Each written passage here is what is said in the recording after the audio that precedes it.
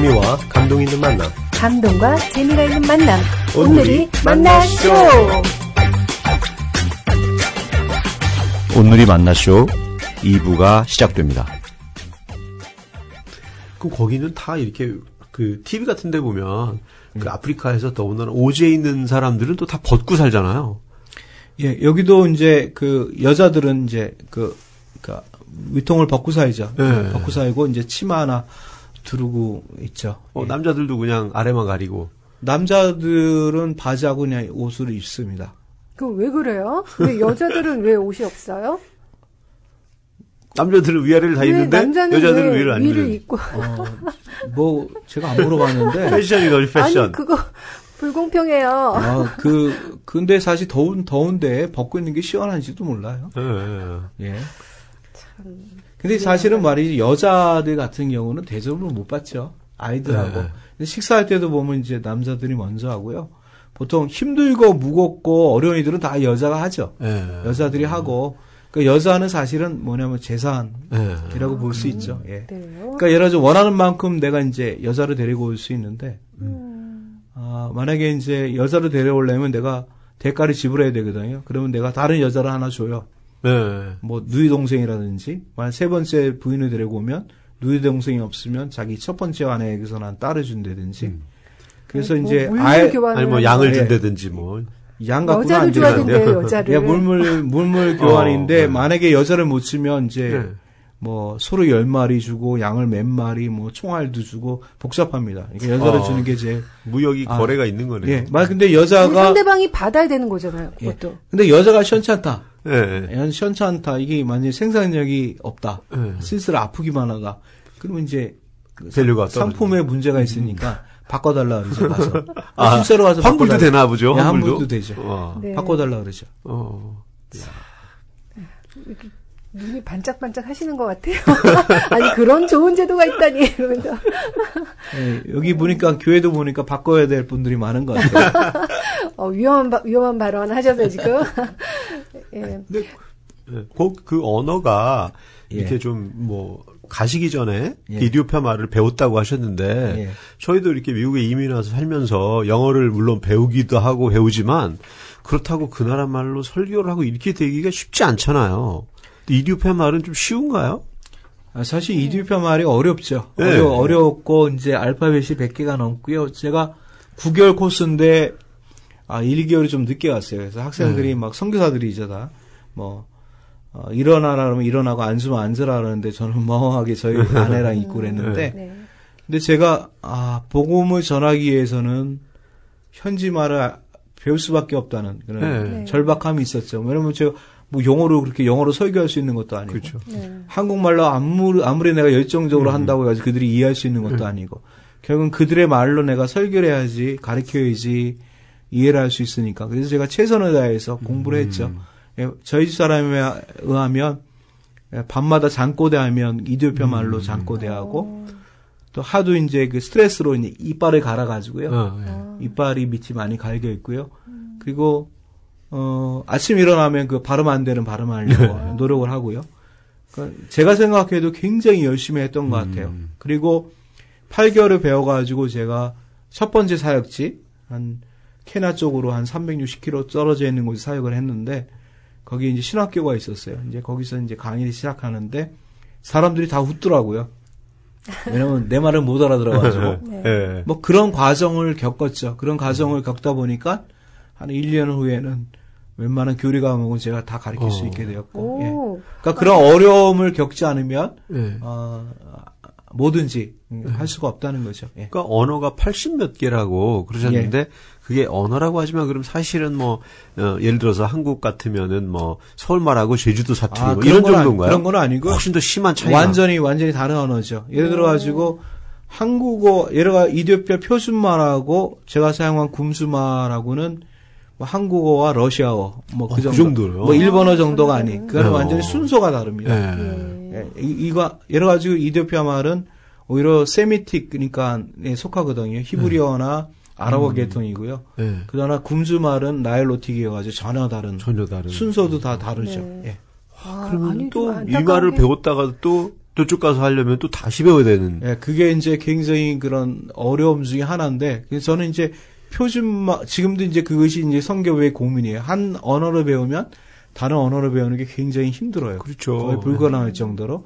그래서 이제 처음에 오는 선교사들이 있으면 이제는 그 현지어를 먼저, 그러니까 종족말을 먼저 배워야 된다라고 주장하는 분들이 있어요. 근데 그게 뭐가 문제냐면은 관공서나 이런 데는 다 표준말을 사용하거든요. 네. 일상에.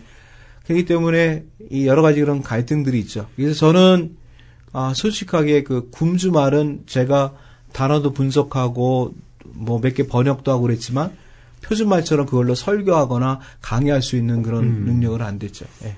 네. 저는 항상 통역에 붙는. 예.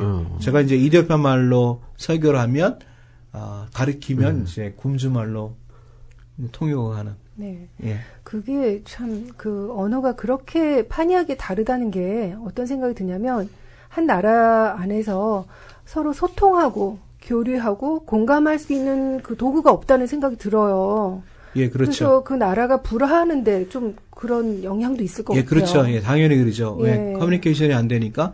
그래서 근데 대부분의 종족은 표준말을 아는 사람들이 많습니다. 네. 표준말. 그 종족 근데, 안에. 예, 근데 굼주 사람들은 학교가 없기 때문에 대부분의 지역이 또 배타적이니까. 그리고 표준말을 거의 다 모른다고 보시면 되죠. 그래서 제가 더 잘하죠. 대부분 예, 굼주 암만 배웠어도. 예. 그러면 그 굼주 사람들은 그 표준말을 쓰는 정부하고는 거의 교류가 없나요? 근데 그 종족마다 어떤 지역마다 지방 정부를 두거든요. 네. 굼주, 네. 벤샹구 굼주라고 정부가 있어요. 네. 요 종족 외에 다른 몇 개 종족을 섞어가지고 이제 종족 그 정부를 두는데 특별히 훈련 받은 사람이 있습니다. 뭐 중학교 정도 이렇게 훈련을 받으면 지방 그런 관청의 군수 정도 될 수 있는 그런 분들이 몇 명 있죠. 있기는. 예. 네. 그래서 그런 분들이 이제 중간 고리 역할을 해주시는 고리 거예요. 역할을 하죠. 예. 네. 그러면 이분들은 뭐 태어나면 출생신고나 죽으면 사망신고나 이런 거 동사무소 가서 안 해요? 그런 건 없죠. 예. 그래서 사실 인구 파악을 하지만 인구 파악이 정확히 될 수가 없죠. 예. 주민등록이 없죠. 예. 누가 태어났는지 누가 죽었는지 모르고 보통 이제 나이를 모릅니다. 나이를 모르면 특별히 아는 사람들도 있어요. 예를 들어가지고 뭐 공산주의가 무너질 때 내가 태어났다 그러더라. 언제쯤 태어났다. 저 다리가 세워질 때 내가 태어났다 그러더라. 이런 사람은 이제 똑똑한 사람. 나이를 파악할 수가 있는데 그래서 제가 이제 대강 이게 정해줍니다. 25살, 뭐 22. 이제 문제는 뭐냐면 생긴 거 보고 또 그 다음에 그게 안 올라간다는 거예요. 나이가. 그게 거기서 더하기가 왜냐면 안 되니까 네. 예, 안 올라간다는 거죠. 예. 그럼 그 굼주라는 지역은 인구가 어느 정도나 돼요? 어떤 사람에 하면 10만이라 그러고요. 어떤 거에 하면 20만이라 그러고. 꽤 크네요. 그래서 이제 제가 반 잘라가지고 그냥 15만이라고. 정확히 인구 파악이 안 되죠. 왜냐면 그 수단 적격성에 나일강을 중심으로 해가지고 산들 골짜기마다 살고 있기 때문에 얼마나 살고 있는지는 아무도 모르죠. 예. 예. 그냥 뭐 섞여서 다 있으니까 산 속에 있고 하니까 예, 산 속에 있으니까 예, 섞여보다는 굼주 종족만 사는데 산 골짜기마다 있으니까 그걸 파악하기 힘들죠. 예, 주민등록이 있는 것도 아니고. 그렇죠. 예. 그럼 그 배타적인데 자기네끼리는 일단 말이 같으니까 그걸 보고 생김새는 비슷할 거 아니에요. 생김새도 다르죠. 굼주 종족하고 다른 예, 종족하고. 다른 종족하고. 다른 종족은 이제 많이 섞여가지고요. 커피 색깔이고 굼주 종족 사람들은 굉장히 검합니다. 더 까만. 예, 더 까마죠. 예, 또 보면 알죠. 굼주 사람인가 아닌가는. 예. 네. 완전히 그 종족이 정말 다른 거네요. 완전히. 예. 그 아까 잠깐 말씀하신 게 그 아내를 바꿀 수 있다고 바꾸기를 하고 이렇게 들었는데 예. 그러면 이렇게 이 목사님이 가셨을 때 누가 사모님더러 아내를 바꾸자고 이렇게 뭐 제의한댔든가 그런 건 없었나요? 저희요? 예. 일단은 이제 아내들이 건강해야 돼요. 건강해야 되고, 이 노동력이 좀 있어야지. 왜냐면 무겁고 힘들고, 소예요? 이런 일들은 이제 여자들이 다 해야 되거든요. 실제적으로 여자한테 맞는 남자들이 있어요. 힘이 세가지고, 여자들이. 근데 제 아내가 이제 미국에 와가지고, 이제 목사님들 사모님하고 이제 모임을 갔다가, 점심때가 돼가지고, 저희 사람이 벌떡 일어나는 말 집에 간다고. 왜 집에 가냐 그랬더니, 저 밥 해줘야 된다고. 그래서 다른 분들이 그랬나 봐요. 아니 뭐 목사님 뭐 혼자 해드셔도 될 텐데. 좀 있으라 그랬더니 제 아내가 뭐라 그러는 줄 아세요? 나 안 바꿔달라는 것만 해도 감사하다고. 아니, 그 정도로 바꾸는 케이스가 많아요? 뭐 많다라기보다는 종종 있죠. 그리고 아내를 보통 경우에 이제 물려주기도 하죠. 자기 동생한테 물려주기도 하고, 심한 경우는 자기 아들한테 물려주기도 하죠. 정말 재산으로 취급하는 게 많네요. 그렇죠. 예. 그러니까 뭐 두 번째 부인, 세 번째 부인 같은 경우는 어떤 경우는 어린아이를 한 7, 8살 된 아이를 부인으로 데리고 오기도 하거든요. 그렇다고 관계를 안 맺는 건 아니고요. 그 맺으면서 그런 경우는 이제 자기 동생이나 자기 물려주기도 하고. 예, 아들한테 물려주기도 하죠. 실제적으로 우리 교회 장로님, 수석 장로님 지금, 그분 과거에 살인자였고, 이분은 부인이 2명이었는데 하나를 자기 동생에게 물려줬죠. 거기는 사실 뭐 남자들은 또 살인 종족이라니까 다 살인자네요. 예, 웬만하면 살인을 해야지 남자로 취급을 받으니까요. 근데 그게 다른 종족하고만 싸우는 게 아니고 그 같은 종족 안에 시족까지도 그 원수지간이에요. 그래가지고 뭐 어떤 경우는 그 길을 가지를 않습니다. 언제라도 살인이 있을지 모르니까. 근데 이렇게 그런 위험한 종족, 뭐 만나면 죽여야 되는 그걸 막 아주 프라우드하게 생각하는 종족에 들어가시면 되게 겁나지 않으셨어요? 아니, 어떻게 살아남으신 거예요? 예, 사실 굉장히 위험하죠. 위험한데 이제 우리가 외국인이라는 거. 라는 거. 아무래도 우리는 건드지 않겠느냐. 뭐 그런 나름대로 우리는 해를 끼칠 사람이 아니다. 아니다. 뭐 우리는 땅을 뺏을 사람이 아니다라는 마음으로 들어갔지만 뭐 실제로 이탈리아 사람들에 대한 공격도 있었고요. 뭐 항상 이 사람들이 술을 많이 먹고선 심지어는 자기 아버지도 쏘고 자기 동생도 쏘고 그러더니 항상 술 먹으면 토요일 같은 경우는 길거리에서 막 AK 소총으로 쏘기도 하고 심지어는 술을 어디 만드나요? 술을 독주를 먹어요. 그 독주를 만들 줄은 모르고요. 이제 곡식을 팔아가지고 기껏 이제 독주를 다른 종족에서 사오는데 그러다 보면 뭐 수리탄도 있어 터뜨리기도 하고 뭐 그런 일들이 종종 생겼죠. 좀 두려웠죠 초기에는. 초기가 아니라 뭐 내내 항상 좀 두려움이 공포 분위기 안에 공포가 있죠. 그러셨구나. 그 복음을 전하려면 일단 성경이 있어야 되잖아요. 그런데 거기에는 성경이 없었죠. 예, 성경이 없죠. 글이 없었으니까요. 그렇죠. 예, 글이 없었으니까. 그러니까 제가 한 게 뭐냐면은 그 뉴 트라이브 미션에서 세부적 선교에서 나오는 그 펌 파운데이션이라는 그 교재가 있어요. 그게 한 50권으로 돼 있거든요. 50과로. 네. 이제 그게 이제 그림들이 많습니다. 그래서 제가 그림을 그려가지고 50과를 그러니까 가르쳤죠. 그러니까 2년에 걸쳐서 가르쳤습니다. 한 번도 빠진 적이 없어요. 네. 한 번도 빠진 적이 없이 13개의 마을을 돌면서 이제 그걸 해가지고 그림으로 이렇게 보여주면서 이제 가르쳤죠. 그러다 보니까 한 2년 정도 두 번째가 맞춰지니까 이제 믿음을 고백하는 사람들이 생기더라고요. 그러면서 이제 교회들이 세워지게 됐죠. 네. 대단하시네요. 근데 그 그림을 보여주고 이렇게 가리켜도 저희 생각에는 그 문화적인 차이가 너무 심해서 이해하기가 쉽지 않았을 것 같은데. 더군다나 뭐 숫자도, 성경에 보면 숫자도 많이 나오잖아요. 또 뭐 마태복음 몇 장 할 때 10장 넘어가는 것도 많은데 10까지밖에 못 세면 그 개념도 없을 거고. 그러니까 굉장히 좀 사실 저도 궁금했던 게 뭐냐면 항상 궁금한 게 지금도 궁금한 게 이 사람들이 복음을 어떻게 이해할 수 있을까? 그리고 내가 이해하는 것처럼 이해할까?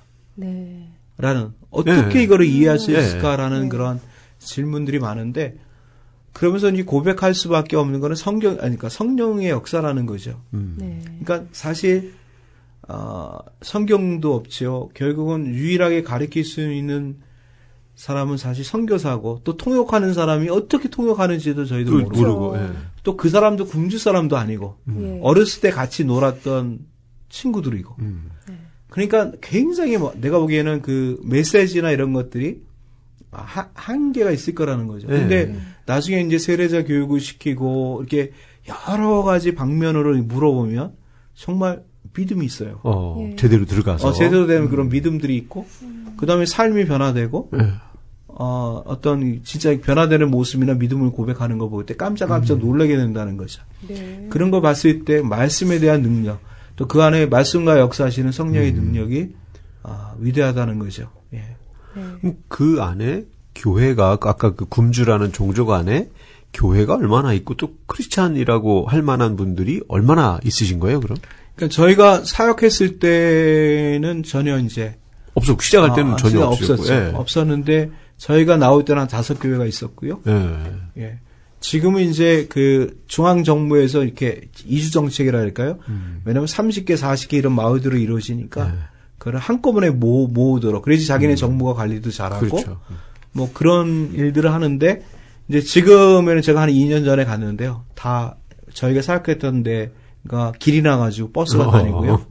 그다음에 이제 입고 다니는 분들은 없고 총이나 화살을 갖고 다니는 사람도 없고 뭐 그렇게 많이 변했죠. 학교들이 세워지고 우물들이 세워지고 방앗간도 생기고 예 그러죠. 예. 예.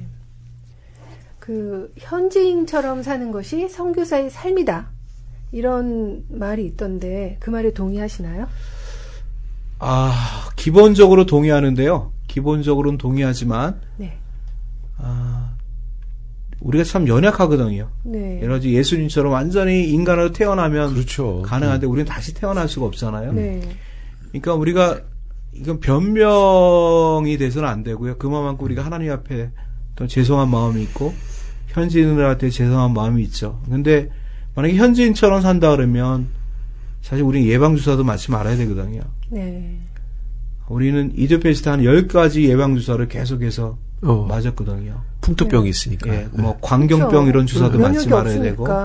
그 다음에 현지인들이 먹는 물, 우리 더러운 물. 바로 설사거든요. 네. 바로 장티푸스에 걸리고. 체질이 뭐. 그러다 보면은 사역은, 그러니까 기본적으로 살기 위해서 간 게 아니고 복음을 전하기 위해서 갔기 때문에. 네. 때때로 그가 너무 차이나서는 안 되겠지만, 근데 너무 차이날 수밖에 없어요, 우리가 기본적인 것만 유지해요. 우리 굶주사람 같은 경우는. 항상 그게 이제 갈등이고 고민이죠. 예, 그렇게 하지 못하는 거는. 그렇지만 이제 그거를 뭐, 변명하기보다는 하나님 앞에 우리 연약함을 좀 고백하면서, 네. 용서를 구하면서, 그래도 우리가 절제하고 전략하는 삶을 살기 위해서 노력을 해야 되겠죠, 선교사가. 예. 그러니까 저희 사람 보고 제가 벗고 다니라 그랬어요. 벗고 다니는데 못 벗더라고요, 결국. 예. 예. 뭐 현지인과 또 선교사가 또 다를 수밖에 없다는 걸 인정하는 것도 또 우리가 하나님 앞에서 내려놔야 될 부분이 아닌가 싶기도 하고요. 근데 이제 고민이 뭐냐면 결국은 제자도를 가리키는 건데, 그러니까 선교사, 제자도라는 것이 진짜 여러 가지 면에서 그게 이제 이루어져야 되잖아요. 검소한 삶도 되고, 네. 희생도 되고 그런데. 네. 사실 선교사들이 많이 희생을 하지만 그들 입장에서 봤을 때는 뭐 희생이 아니라 뭐, 그죠? 그죠. 그분들, 현지인들이 보실 그래서 때. 이제 말씀은 가르치지만 우리 삶에서 어떻게 제도대의 삶을 우리가 전할 수 있을까? 네. 그들이 우리 통해서 무엇을 배울 수 있을까라는 그런 고민들이 있죠. 잘못하면 이 기독교가 예수를 믿으면 선교사처럼 저렇게 부해진다. 아니면 무슨 어떤 문화적인 혜택을 받는다. 이런 잘못을 전해줄 수가 많겠죠. 아무래도. 예. 그게 고민이죠. 예.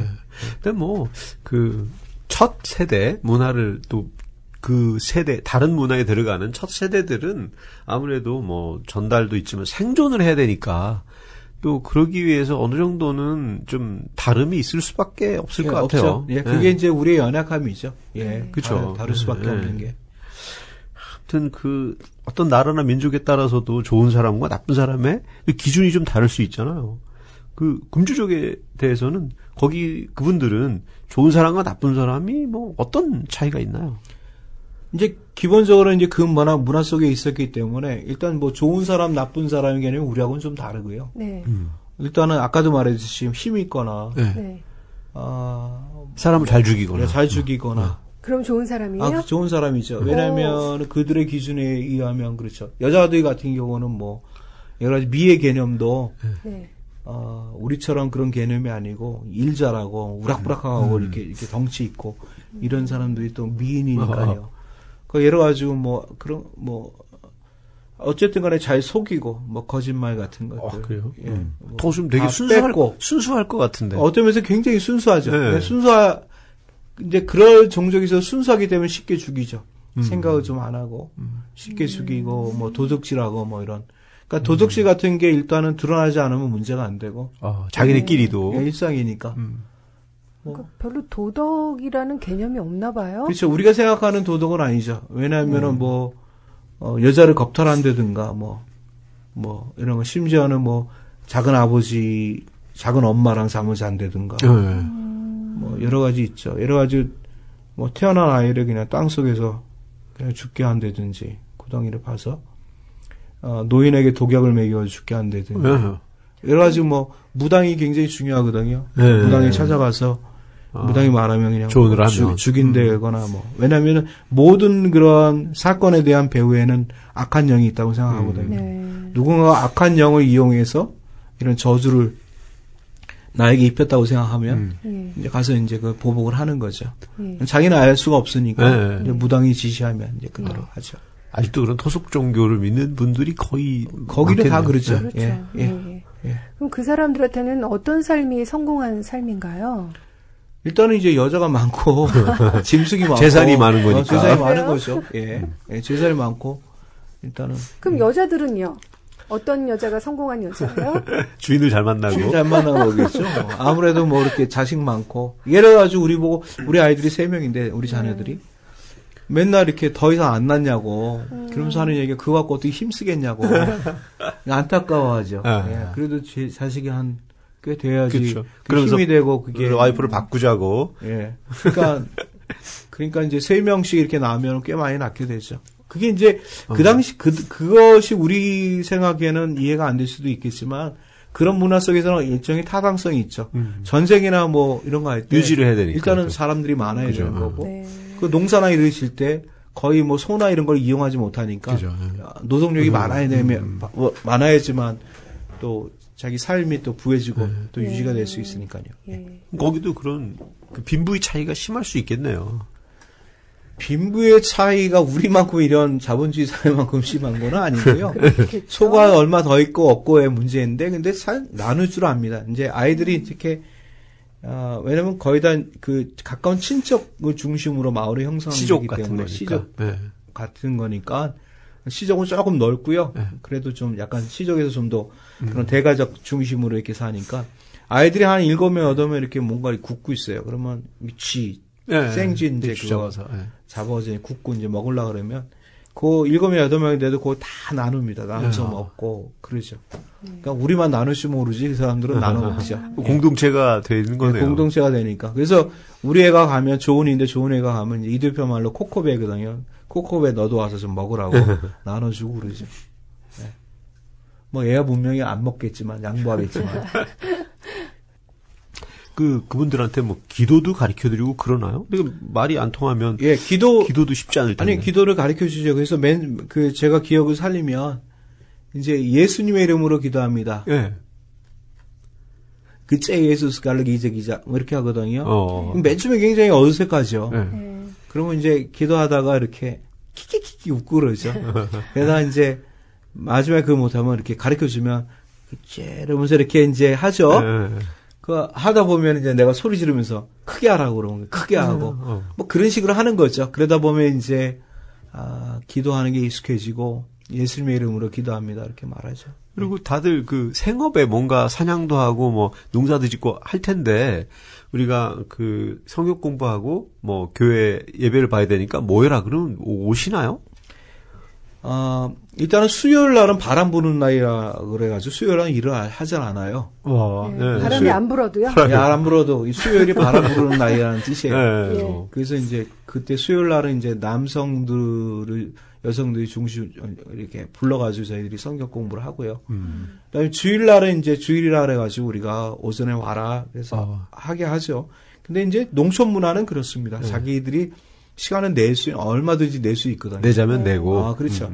그래서 원래는 사실 시간 개념이라는 게 없거든요. 그렇죠. 그러니까 저희들이 그래도 일단은 예배 시간이 시작되는 건 알려야 되니까 차 바퀴 쇠를 어디서 주워다가 그거를 이제 돌로 치죠.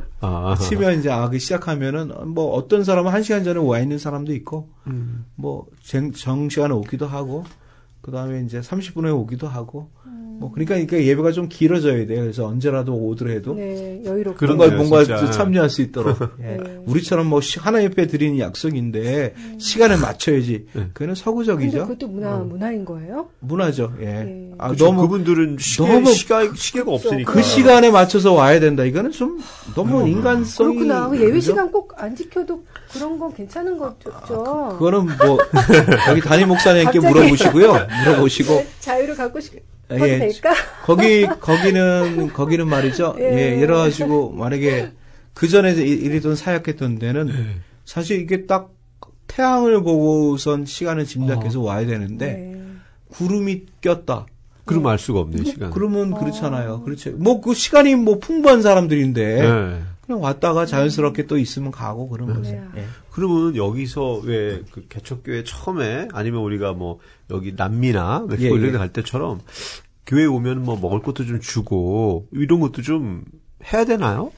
같이 뭐 식사라도 같이 하고. 저는 그 평상시에 저희 집을 방문하면 그 있어요. 오렌지는 아니지만 오렌지 그 색깔을 내면서 단 거. 네, 그 오렌지 가루. 그렇죠. 오법이라 그러나 뭐 이랬어요. 우리는 뭐 텐가루. 예, 그렇죠. 텐가루. 예. 그거는 오렌지라도 있지. 그거를 타주면 굉장히 좋아요. 음료수에다 그러니까 너무 이제 물에다 타주면.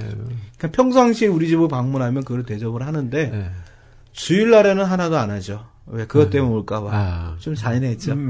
왜냐면은 자칫하면 또 복음이라는 게 교회라는 게 예배라는 게 사실 그것 때문에 올 수 있거든요. 그거 그렇죠, 먹고 싶죠. 먹으려고 오고. 네. 예, 근데 절대 주일날은 그러지 않았죠. 예, 좀 어렵죠 그런 게. 예.